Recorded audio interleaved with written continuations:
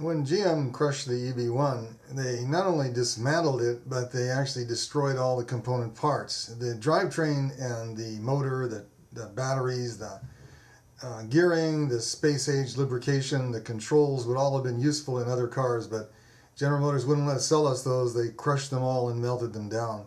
Now GM is hurting. GM doesn't really have a car that's exciting. They don't have any really interesting vehicles to draw people onto their lots in what's called foot traffic.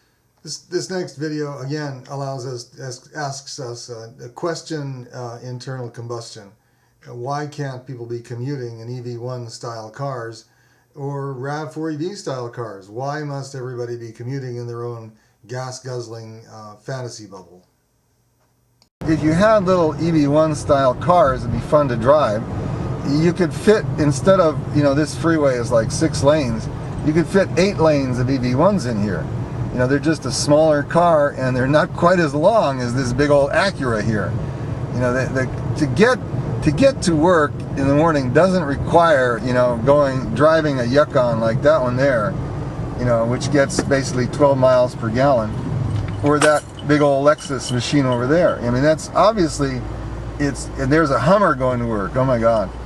It's obviously, going to protect you against, something and make you actually feel safer driving a Hummer or a Humongosaurus or a Blazer or a pickup.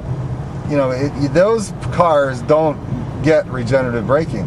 When that Yukon slows down, it's spewing out brake particles, allegedly non-asbestos now. There's another Yukon, Acura.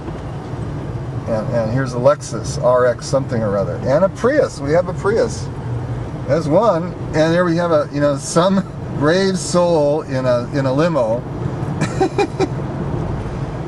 driving in the middle of rush hour. And I think we have to get over now. So anyway, this is a standard commute in an electric car, going to work on Monday morning, and the electric car makes it just a little bit better than having to drive a dyno car. Into Irvine, a 2-vehicle accident. So far, no huge delays here. Traffic is sponsored by. You're not going to hear anything on the traffic news about the 405 or the 110. If there is, if there is any problem with the 110 or the 405, more than normal, that means that it's impassable. So if this is the best it ever gets. And the 110, it's clear sailing up to the 105, and then there's a big traffic jam and a bottleneck.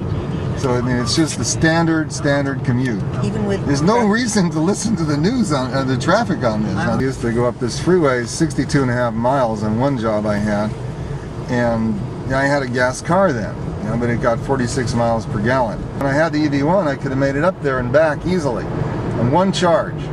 And not even have to worry about it. I'd be able to take people out for lunch and also, do errands on the way home.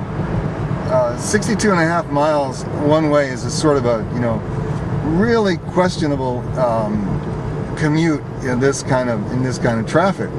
Essentially, unless you leave really, really early, and now the rush hour starts about 4:30. We're talking about a 2.5 hour commute, and coming back at nighttime can be up to 4 hours for that kind of commute. So it's just better to sit and wait until about 9 o'clock, and do extra work in the office rather than trying to make it back with a commute like that. So most commutes aren't 62.5 miles, and if they are, it's a very specialized kind of thing. So a car that has a 160 mile range like the EV1, it's more than enough to make all the commutes that make any sense.